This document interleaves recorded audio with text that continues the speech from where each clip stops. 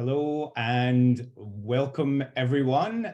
We're just letting everyone in and I can see that we have all of our participants slowly trickling in.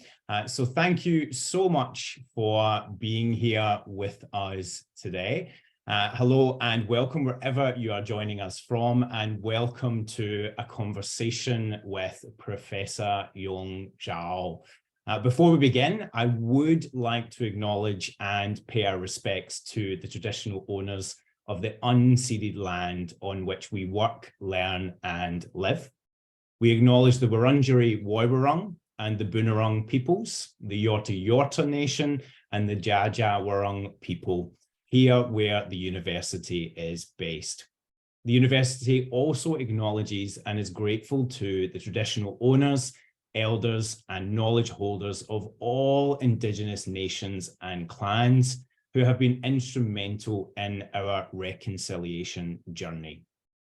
We recognise the unique place held by Aboriginal and Torres Strait Islander peoples as the original owners and custodians of the lands and waterways across the Australian continent, with histories of continuous connection dating back more than 60,000 years.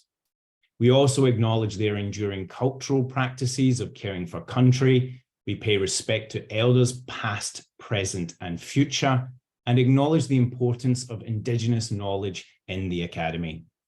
As a community of researchers, teachers, professional staff, and students here at the university, we are privileged to work and learn every day with Indigenous colleagues and partners. And we also acknowledge the traditional owners of the lands on which you may be joining from today, and any Aboriginal and Torres Strait Islander peoples that we have here with us today. Welcome. I'm Chris Higgins. I'm the Director of Education here at the Asia Education Foundation, which is one pillar of Asia Link, a centre at the University of Melbourne. Asia Link is Australia's leading centre for the promotion of engagement between Australia, Asia, and the Pacific to build our shared future. We work across arts, business, diplomacy, and education. And Asia Education Foundation specifically is the education arm of Asia Link. And we work with schools, school teachers, school leaders, and students across the region.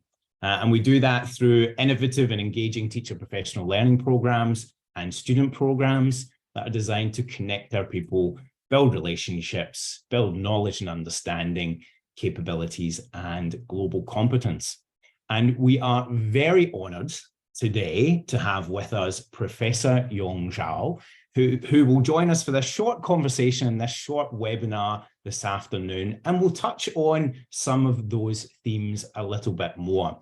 Our MC for this afternoon will be our Asia Link CEO, Ms. Martine Letts.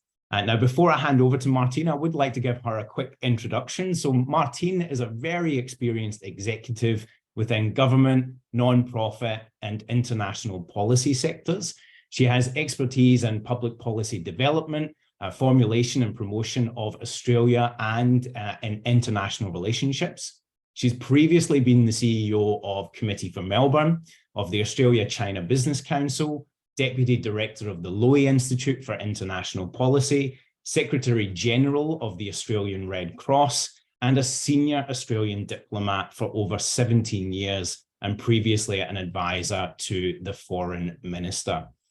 And before Martine introduces Professor Yong Zhao, I would also like to just mention that Martine is also a member of the Australian Volunteers International Board, and is also a member of the advisory board of the Indigenous Runway Project. And she speaks multiple languages, which is a topic we're also going to explore a little bit more today.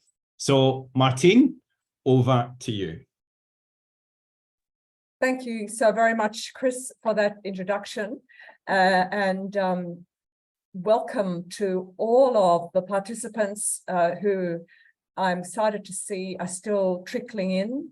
This is a topic that has attracted huge attention. So very much looking forward to the conversation with our very distinguished guest today, whom I also will now briefly introduce before we start that conversation. Professor Yong Zhao is a well-known scholar, author, and speaker in the field of education, and has authored more than 30 books and over 100 articles. He's widely recognized authority on topics such as personalized learning, creativity and innovation in education, and the impact of globalization on education. Professor Zhao has received numerous awards and honors for his work. He is currently Distinguished Professor in the School of Education at the University of Kansas and at the University of Melbourne Graduate School of Education, where he teaches educational leadership. Professor Zhao's work often challenges conventional thinking in education, and I think we're going to get quite a lot of that today in our discussion, and offers innovative ideas for improving the way we teach and learn. He is also a distinguished member of the AsiaLink Council, so very closely linked to us and supportive of the work of AsiaLink. So welcome, Professor Zhao, and thank you so much for your time and being with us this afternoon. We are going to have a discussion for, I guess, probably about 40 minutes or so, and then there will be an opportunity for our guests to pose a couple of questions in the chat, and our Asia Education Foundation team will pick a couple of the questions to put to us at the end of our discussion. So let me just start, Yong, if I may call you that, with inviting you to basically recapitulate your argument. What is the heart of your argument that was the subject of your recent Financial Review article entitled Reimagining Foreign Language Teaching in the Age of AI?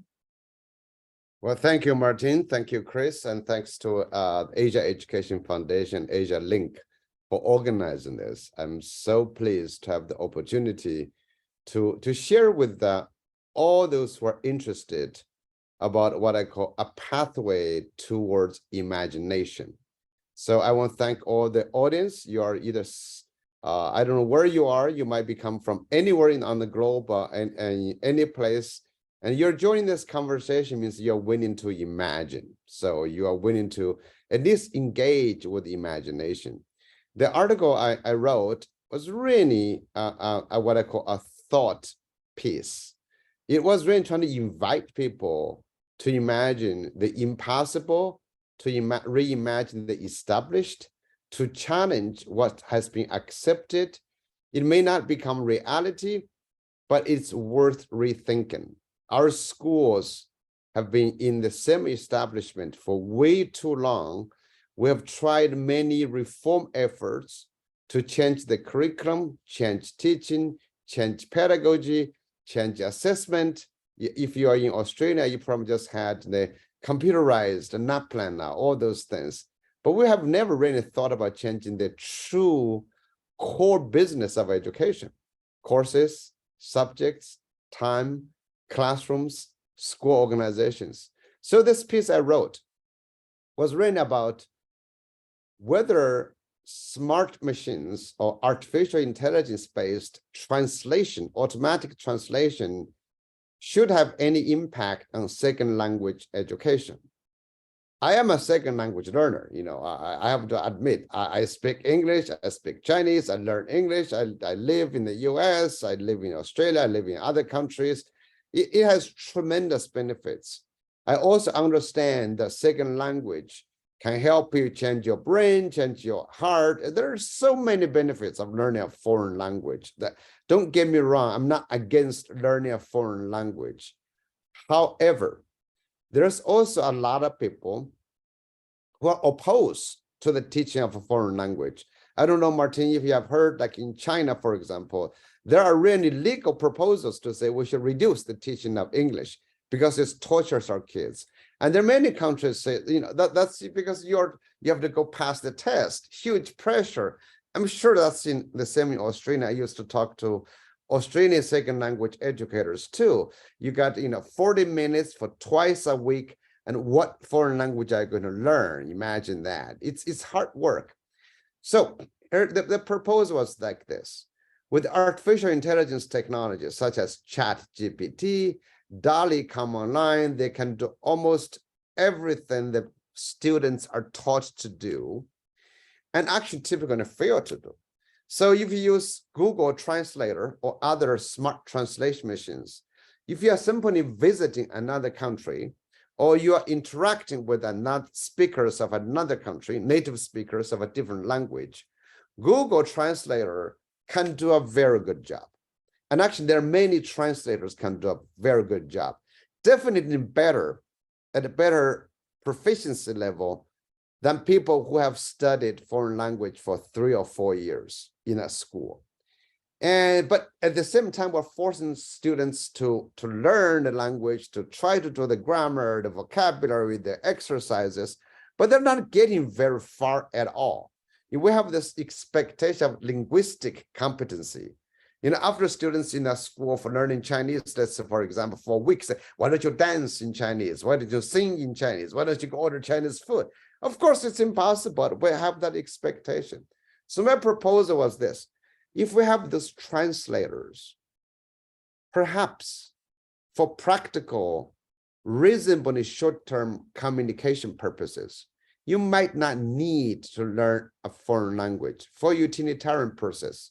Of those people who are interested in language, interested in being a linguist, feel free to do that, to pursue that. So the 40 minutes or 45 minutes, 3 times or 4 times, twice a week, should be devoted to global competence. I think in this age, that's much more required, because even if you don't travel, you live in a country, you cannot become an isolated nationalist. We use patriotism to protect that. But everybody who live in this new age of globalization needs to develop global competence, a psychological understanding of other cultures, general respect of differences, how to work across scholarship, business, finance, politics, in a better way. Because right now, you look at the world, we are really in big trouble. Governments are spending more money building more weapons against each other instead of having people understand each other.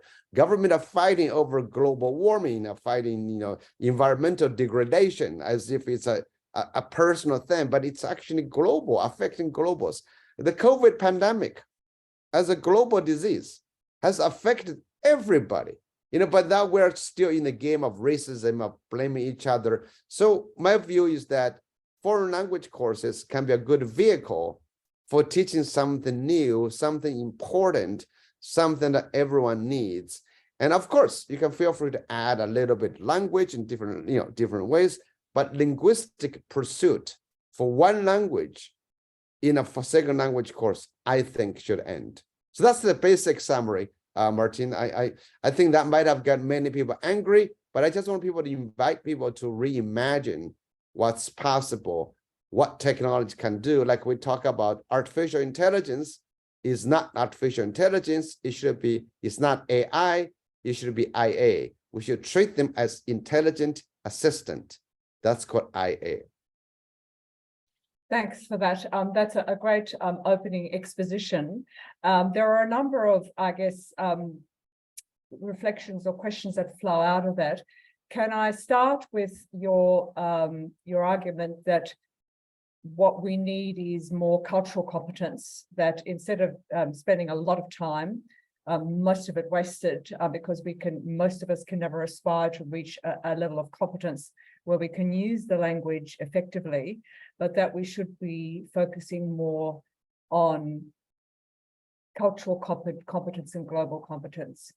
The most basic question to ask there is, can you ever really achieve cultural and global competence without some notion of language and the nuances or an understanding, including of literature, of all the basic elements that make up a particular culture? So, what is your opportunity? What is our chance of gaining global competence and cultural competence without some notion of language? Can you give us some examples of that?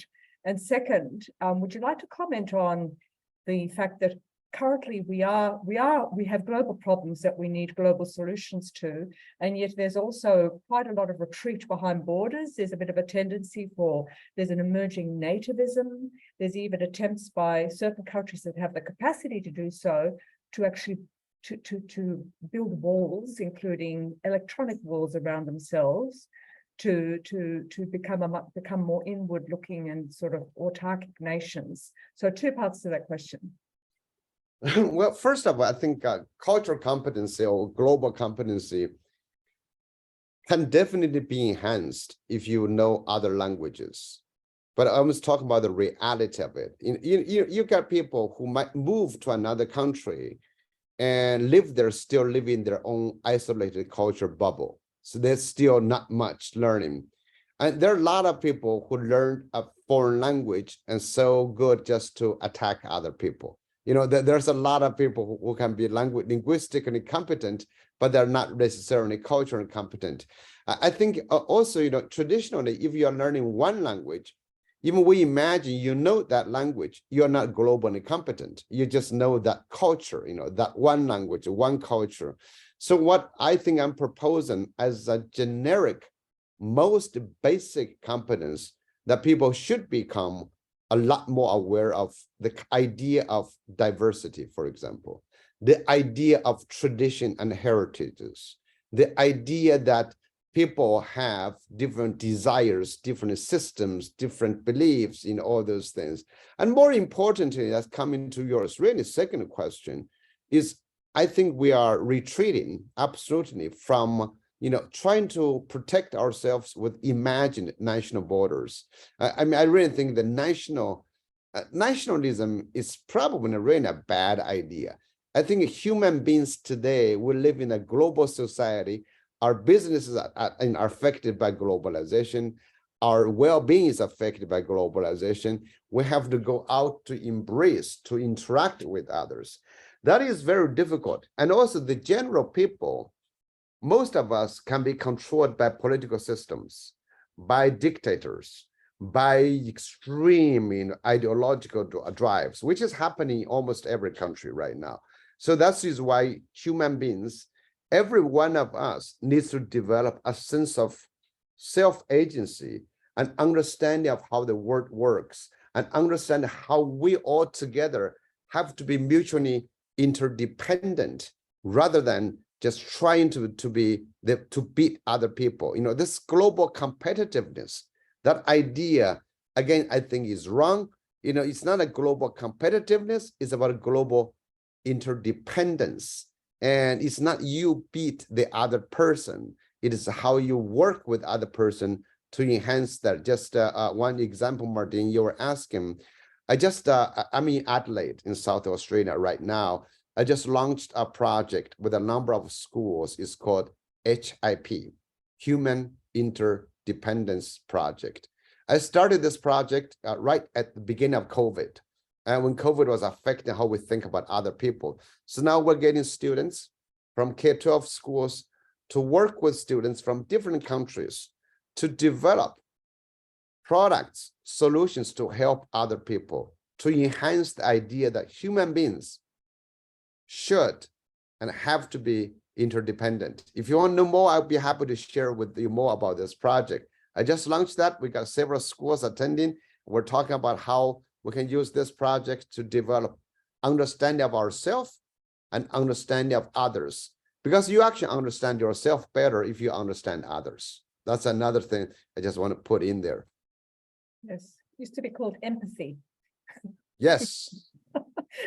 Look, we could come back to that. I would like to just briefly return to the whole challenge of technology and AI. You spoke of IA, intelligent assistant, but the truth is that the concerns about AI is that it's self-teaching and that eventually AI and technology may overtake everything, including human agency. So your argument, your article, I think, would have sent shockwaves through the global teaching community. global educators, and particularly teachers of language, that they sort of feel like they might be instantly redundant. So leaving that kind of big, scary beast aside, what do you think the challenges technology and AI present for our education systems, and not just for the teaching of language, but for the whole future of research and scholarship? Beautiful question, Martin. Is that I've actually recently seen both very positive and very negative reactions to AI. Whatever that reaction is, we have to understand human beings have to evolve or develop or learn better so we can live better in the age of smart machines. Machines have already, we create machines to replace functionality of ourselves or to enhance functionality of ourselves. Television, telescope, microscope, you look at all of the internet, they extend our things, but also we design them to replace us, so we don't have to do as much. There was a reason that we're inventing this technology. We can build bridges. We can have now automated, kind of semi-automated cars driving. Now we don't have to locate people in dangerous places. That's all of these reasons. And I mean, technology already replaced a lot of, really hard work. So with AI, what's the danger of it? It affects what human beings are most proud of. It's our brains, it's our knowledge, our learning. And the teaching job, honestly, a part of teaching job should be replaced. We've been arguing for that for a long time. We've been trying to use CDs, DVDs, internet, hypermedia, all of those. They all replace. And if you are a teacher, if you are thinking about to be a good teacher, you should not be repeating what technology can give. You should be the unique human educator that smart machines cannot be. You are the human being. So I've always argued you need to become more human in the age of smart machines. Actually, Tim Cook, the CEO of Apple, said, people are worried about machines think more and more like human beings. He said, I'm not worried about that. I'm worried about human beings think more and more like machines. So we need to distinguish that. So we are not the machine. So I think, as teachers, if you're simply dispensing knowledge, which you can easily find, even via Google without the modern artificial intelligence, why do you do that? You should be developing competencies, abilities, social emotional capacities, and help people to become better human beings and teach them how to smartly use technology to do that. For example, actually I was in a school a few days ago in Perth. It's the All Saints College.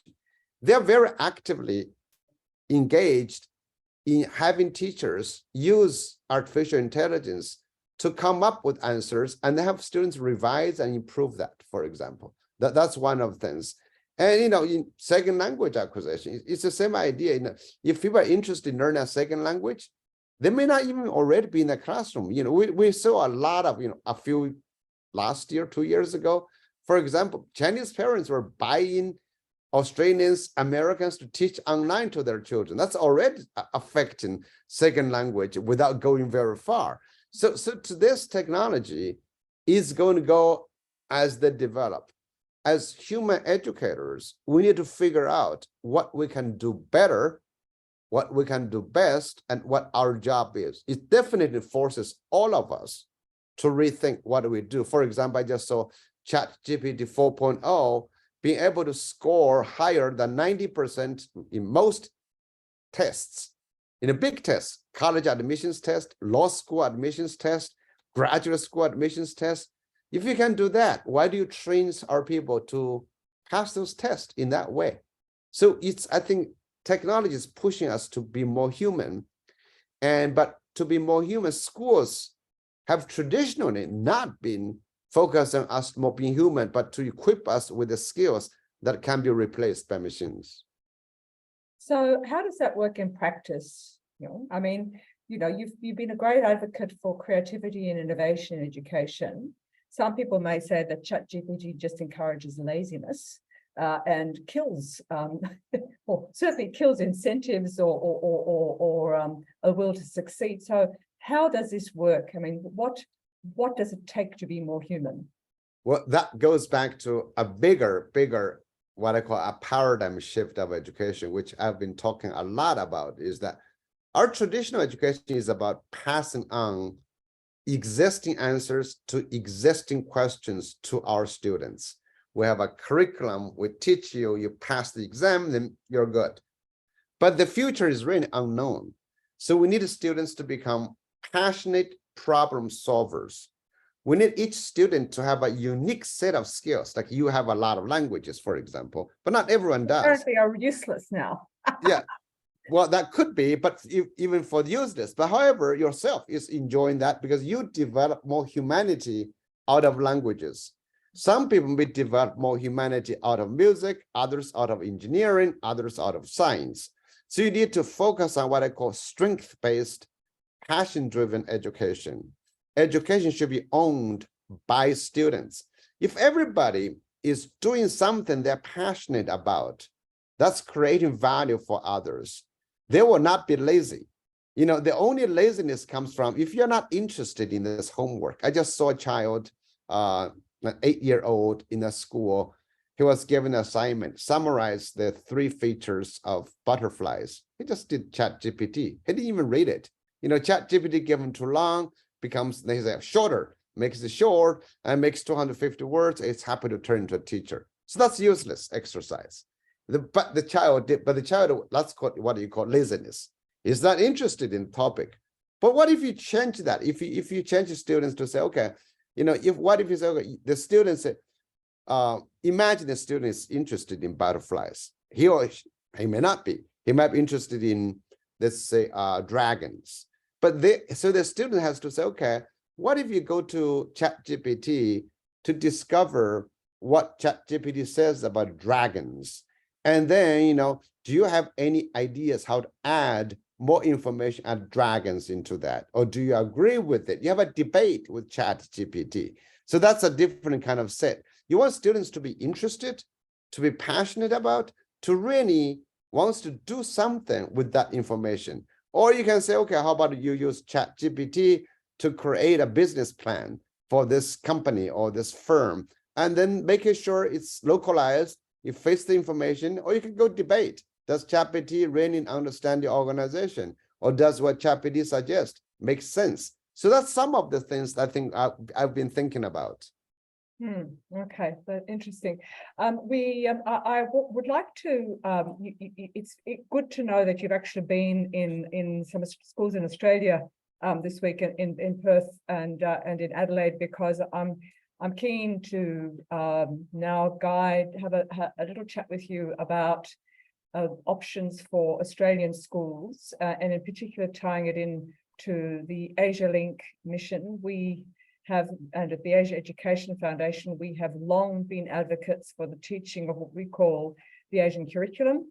And that doesn't just involve language, of course, because language on its own has no context, but does talk about, you know, more teaching about, you know, what it means to be located geographically where we are, the history, the geography, you know, volcanology, rather than talking about what's happening in, you know, in Italy, looking more closely to our own region, to make it come alive for students and to help generate greater connections and greater engagement between Australia and its immediate region. So our basic proposition is that the more we understand and engage, and the more schools teach right from the beginning about our region, the more we'll have longer term and intergenerational engagement with our own region. What is your response to that, and what should we be focusing on? What do you think we should be recommending to the Australian government in terms of what the education system can do to create less transactional and intergenerational engagement with the region? Well, I think, I mean, I applaud what Asia Link has been trying to do. I know I was involved with a lot of the AEF, Asia Education Foundation work with schools. I used to travel with Kathy Kirby around the country to different schools.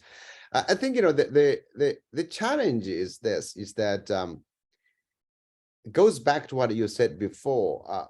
Every person should not be considered themselves only as a member of a nation. You are a member of a community, a state, a nation, but of the globe. And we have this unnecessarily politically charged views of other people. I can't believe in Australia you still have racism, you still have sexism, you still have all of those things. I think this is the time to recall for the awakening of humanity, is that to undo what I call them evolutionary hangovers.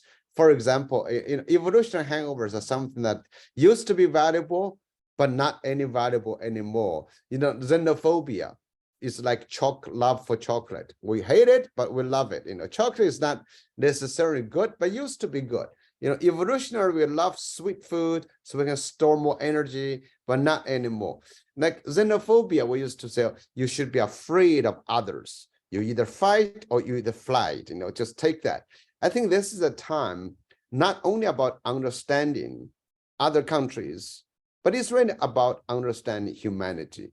I'm, as I said before, very worried about the rise of militarism, the rise of hatred across countries. So if you want to recommend to your governments, I would say students learning today, all learning should be globalized. And I'm part of a television show, actually YouTube show called Silver Lining for Learning. We've been doing that for 3 years now. We're celebrating our 3 years, 140 episodes. We have interviewed people from all over the world who are doing education innovations. And a lot of them has to do with volunteerism, teaching people in other countries, voluntarily trying to learn from other existing resources. So could we recommend that learning should be global, should not be confined to the classroom, should be engaged in about human beings become interdependent. I know Asia Link and AEF has done a lot to promote school exchange, student exchange, but that can be done virtually now. That it's not the same. Okay, I'm not trying to say you should replace it virtually, but I can, to saving your carbon footprint, maybe you don't need to travel as much, but if you want to, you can still do that. But virtually, you can engage a lot more, with this. Every class, actually today, when I was talking to the launch of the HIP project, a teacher was asking, can we connect with a school in China? I said, why not? You can do it right away. So we are helping them to make the connection. Students can, the phrase I use, in today's world, students can learn from anyone globally, can learn with anyone globally, can learn for anyone globally. You got to learn from someone, learn with someone in collaboration, and learn for somebody. You do something meaningful for others as solutions. So I think that the big shift in education is necessary, but not only the Asian content. Today, you're not limited to Asia content. Even Asia, Asia's huge continent. It's a very complex continent already. So understand Asia does not mean you understand everyone, but it's a good sample. However, I would say, even the Asia Link organization, I'm sure you're also helping, or you have to help people from other continents to connect it. So this is a good time to rethink about teaching, learning globally, teaching and learning online, teaching and learning for each other. Yes, and I would like to, I understand that there are so many more opportunities offered through virtual collections, and your reach increases exponentially. But I think that, to go back to your argument about empathy and global and cultural competence, I think you would, I'm assuming you sort of agree that the kind of human-to-human contact, the three-dimensional contact, is still a very important component for building that kind of competence and empathy. Oh, of course, you have to have that. It's human beings are not retreating back to the caves to hide behind computer screens. Like, I'm happy we're doing this webinar with a lot of people, but I'm very happy to speak in front of an audience like this. So I think it's a combination. I don't think technology. We used to have this theory called replacement theory. technology replaces human beings. It's not like it's complementary. It's it's an idea I think from Henry Jenkins talks about it called transmedia. Every technology can do certain things. It's not replacing, but it's become more intricate. So yes, the three kind of dimensional human interactions is absolutely important. I just want to add another point. When we talk about education system design, it's huge. You got millions of children in this.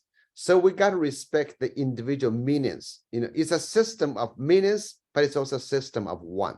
So we talk about, everybody does this, but that's not my point. The point is that diverse, unique, individual human beings should be given the opportunity to pursue their interests and their human interactions. But the general goal is more global, is more international, is more cross-cultural.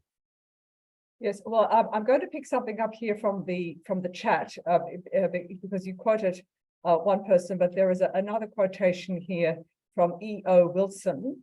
To what extent would you concur with E.O. Wilson, who wrote, "The real problem of humanity is the following. We have Paleolithic emotions, medieval institutions, and godlike technology."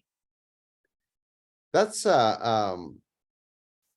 actually a very, I would say, interesting statement. This is it really depends on where you are. I used to think about like we have an old brain with the new kind of content, right? So we have this very even prehistorical, evolutionary, biological impulses for human beings, and we may have to suppress that, learn how to control that. But I think institutionally, institutions are always behind technology, right? Institutions don't change. Even with technology, some institutions continue. And we still take pride to have old institutions. Oh my God, that building is like 500 years old. That institution is 300 years old. We still respect some of those things. But what I'm looking at is you have a lot of people who are excluded from some institutions. And who are they and how can they build their own institutions? And that's the innovation part of it. And we also have to say technology could be very destructive to some groups, but it could be very revolutionary for some others. Actually, I've been examining this idea called the social media. I'm sure everybody examines social media. It's powerful. About 15 years ago, I wrote a book about it. I said, no, at that time, it was not so popular yet. I said, imagine everyone become a broadcaster, which is now today, everybody is doing that. TikTok, Meta, Facebook, Instagram, Twitter, everybody's a broadcaster. So from a listener to a broadcaster, how does that affect? Apparently, it has affected human beings a lot and our human societies. It also has elevated a lot of people traditionally who could not go to a broadcasting school to have a job, to hold a job at the ABC, for example. Now they can get on YouTube and they're doing TikTok. It elevated a lot of things. Some of the traditional established people may not like it, but that's how it has happened, right? I mean, people who used to not be able to get a job or not get education in journalism, now they are doing self-media. They are writing blogs. They are doing, different comments. They are running their newspaper in essence, different way. That has liberated a lot of people.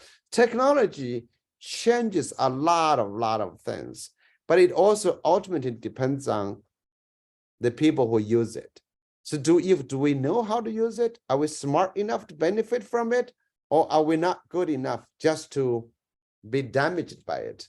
Another part of technology, with the godlike technology can be really used to do horrible things, from explosives to nuclear weapons to today, the ChatGPT, to all these computer viruses, to all this internet identity theft, bank attacks. You just imagine all of those things. I think it's going to be very complex, and how human beings will evolve and develop. It requires all of us to be much more morally and ethically conscious about what technology can do, what it can be made to do, and how we control that. So two questions arise out of that. One is the fact that we may not even know what we're reading is accurate because the algorithm is directing us in a certain way or pointing us to certain types of information. So ultimately, what control do we really have in making informed choices? Yeah, that would be my the first question. Well, that's something, like I was reading an article, I think from New York Times. It says really is about artificial intelligence. What we know is dangerous is not dangerous, is what we don't know. That's we don't know what AI can be.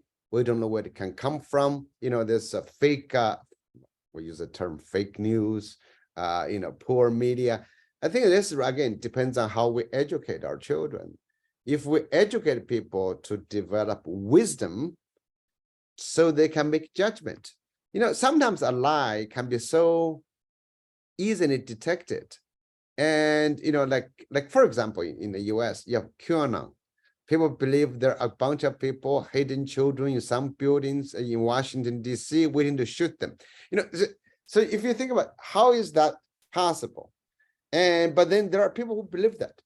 So I think it has to do with us educating our people to develop a logic, to develop a mindset, to question, to find evidence, and to learn how to do research. I think that that's necessary. As I before, when I came from a tiny village in China, when I was born, raised in 1960s, we did not deal with anything outside. We had some loudspeakers broadcast to us news from the government. That's it.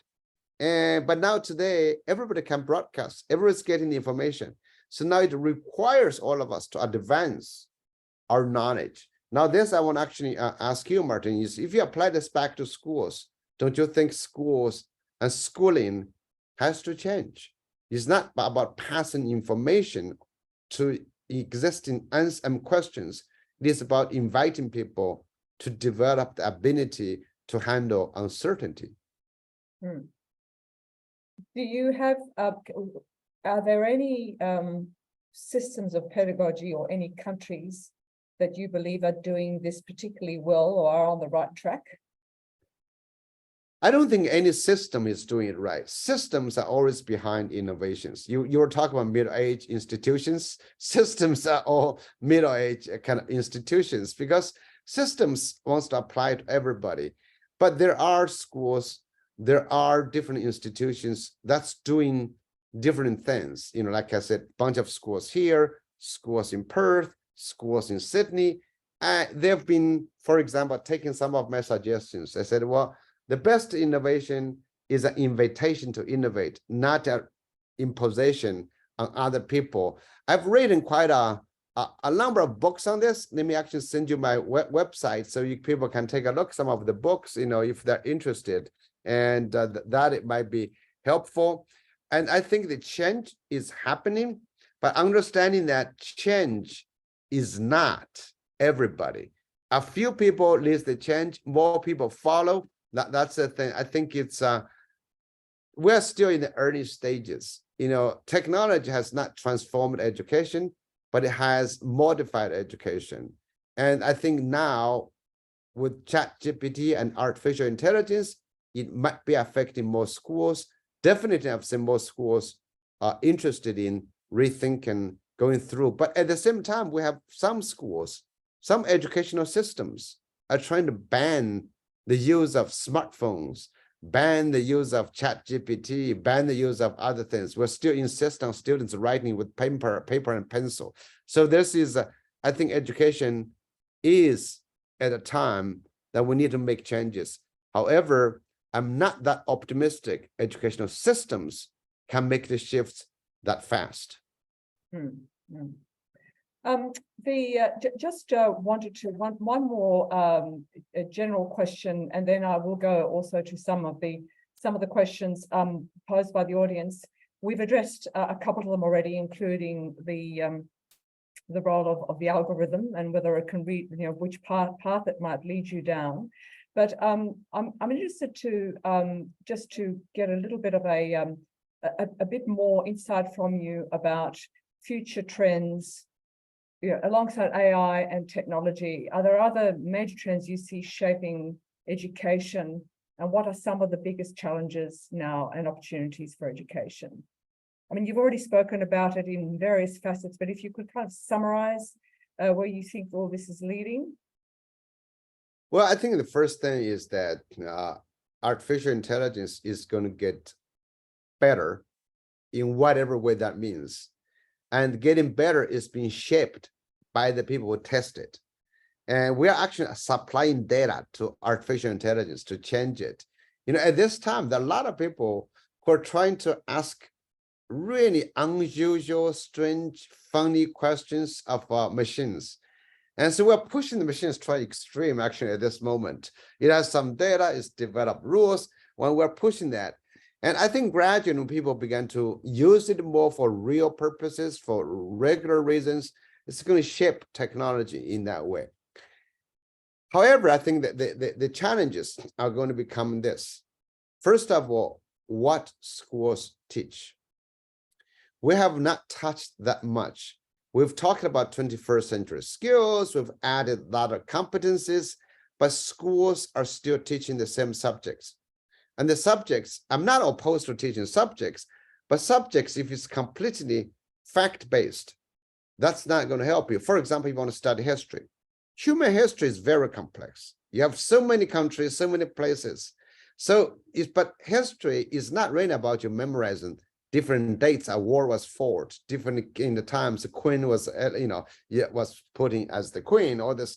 It is really about understanding human development, understand the forces that shape our society, understanding that the different kind of laws and rules that govern human development, something like that. So that's something we need to shift. Science is the same way. We always praise some countries, they teach all 6 years of science, but are they teaching scientific facts, or they're teaching scientific reasoning or scientific thinking? That's a difference. Or the same thing with the math. Are we really teaching them, forcing them to solve this math problem, or are we teaching them mathematical thinking? And again, we also want to apply the idea. Remember, I want to always say there's so many millions of students. Not everyone should learn the same thing. They want to pursue something different. So I've seen some professors of computer science says, ChatGPT can completely replace teachers. I don't think they can replace teachers, but they will definitely force teachers to do different kind of things. Another challenge is that when this technology is available to so many people, our children are probably going to be even more disengaged from schools if we don't teach better. Our students engage because they can get information. They can get whether right or wrong. They're going to do that. So it forces our schools, entire schools, not only individual teachers, to think about what to teach and how to teach and where to teach. Okay, but I guess you still need some form of benchmarking process that allows you to determine where you go once you finish your school education, right? There are still disciplines. I mean, what you're suggesting sounds great, but I'm struggling with understanding how you can implement that practically or in a way that is that's scalable. Well, I'm trying to remember I started this this Maybe I lack imagination. That's my problem. I'm lacking imagination. It's I think there are plenty of people talking about how the system can do certain things in 2 to 3 years. There you got education ministers who are always debating about reforming the curriculum, changing the teaching, for the next 3 years. I'm actually really thinking about something we individually you can imagine. Again, for example, I'm not sure the common standards are valuable for every student. Let me actually give you an example. This is way before technology. China, when I went to college in China, they had a set of standards, national standards. Say, okay, every college student should be able to run 1,500 meters in how many minutes? that's reasonable, right? You expect students to be healthy. How many pull-ups you can do, how many volleyball bounces you can type, that's kind of things. I'm very healthy, but I failed all those tests. I had really almost kind of beg my teacher to give me a passing grade so I could graduate from college. So, that was just one example. We have a lot of the standards and rubrics to assess our students. But really, are they really assessing our students' future potential?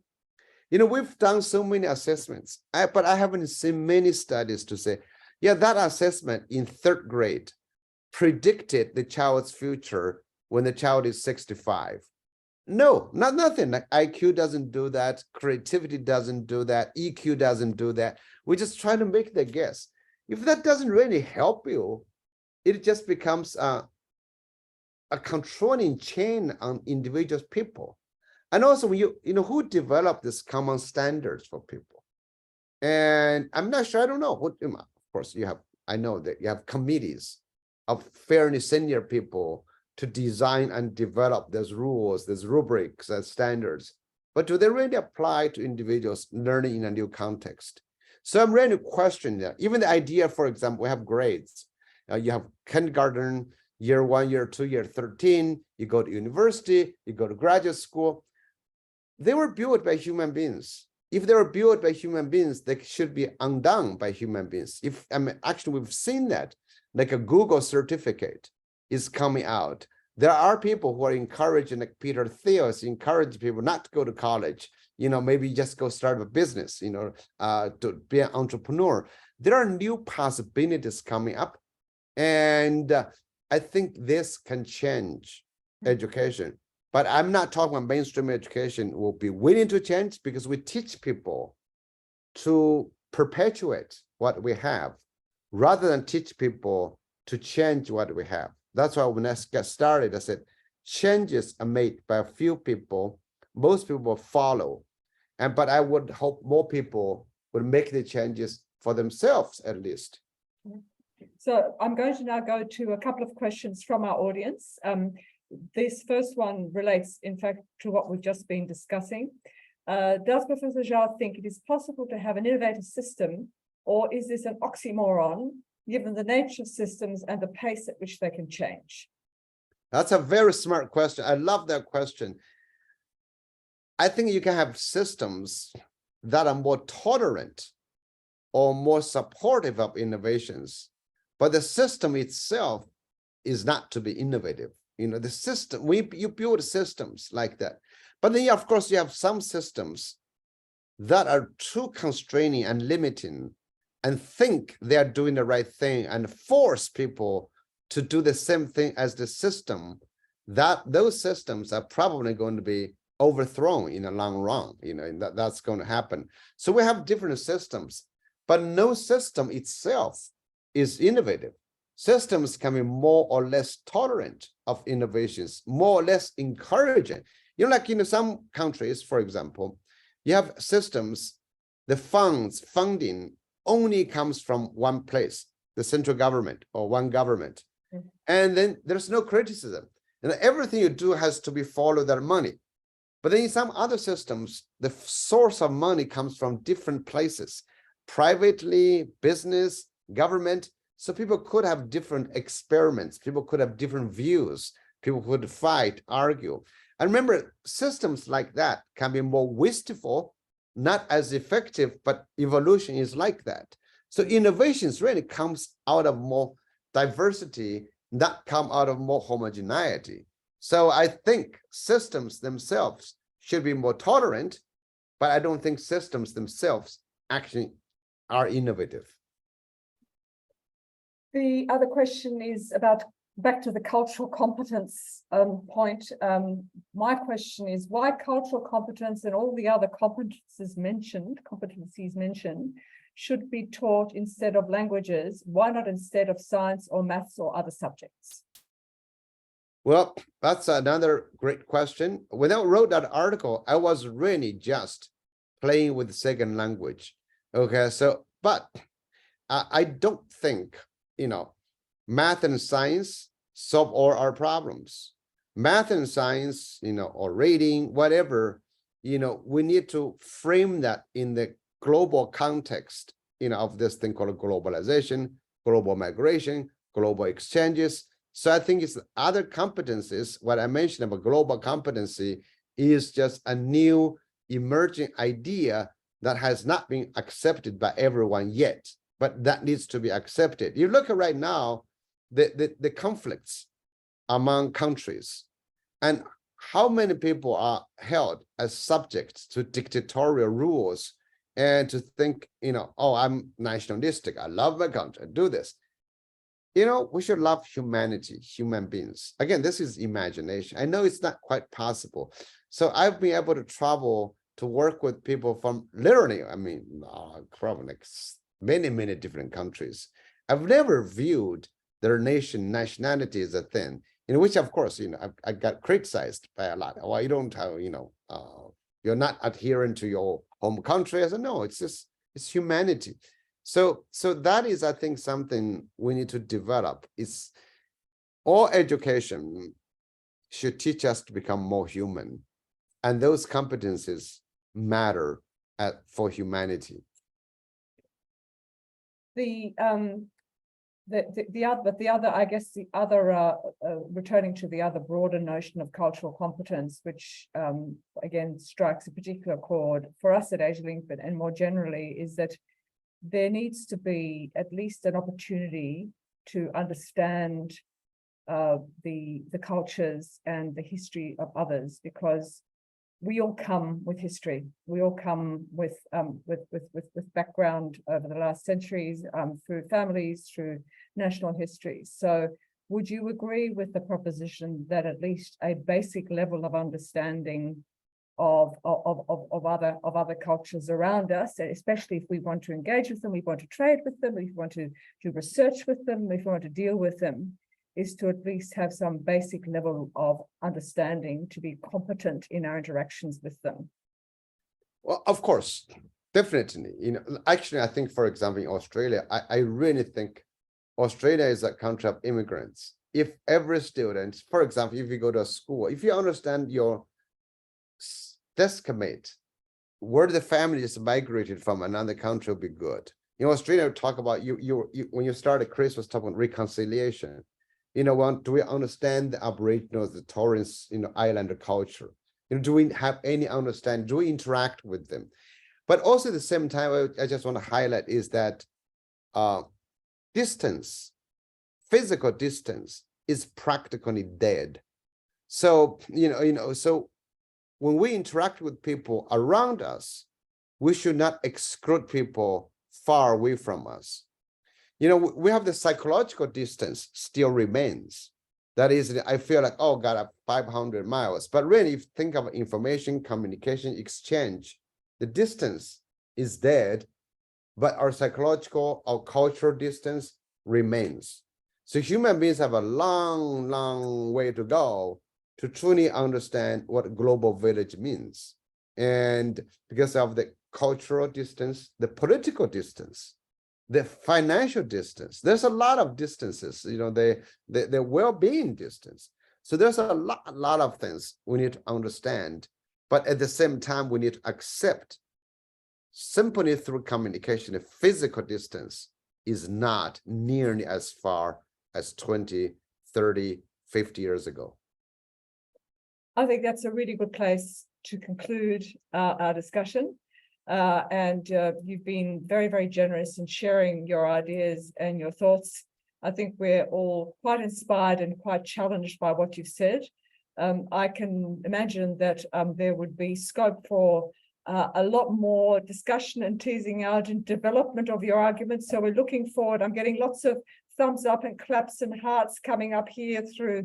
There's a veritable cascade of responses. So the audience has clearly loved the hearing from you, Yong. It's been absolutely fascinating. We're looking forward to your next provocation, because it'll help us think, and hopefully not only will you stir fear and panic into the hearts of educators, but inspire them to think about how they too can change their manner of teaching to be more appropriate for the age today. So thank you for bringing all your scholarship, your learning, your courage to this discussion. It's been immensely enjoyable. I want to thank our audience.